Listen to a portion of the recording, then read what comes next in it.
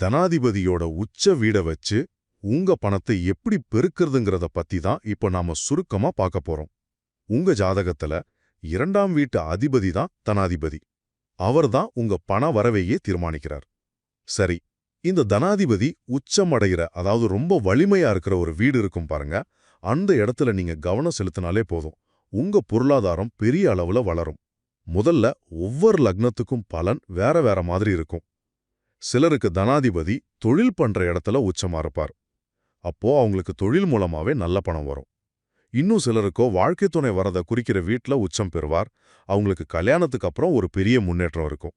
ரெண்டாவது, இதுல சில சுவாரஸ்யமான முரண்பாடுகளும் இருக்கு. உதாரணமா, விருச்சிக லக்னத்துக்கு அதிபதியான குரு 9ஆம் வீட்ல உச்சம் பெறுவார்.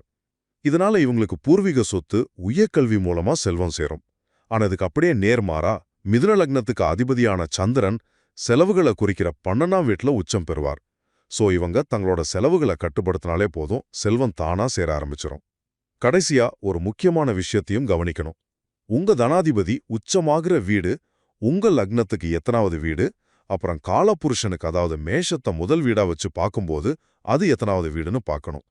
இதை வச்சுதான் உங்க பண வளர்ச்சிக்கான சரியான வழியே கண்டுபிடிக்க முடியும்.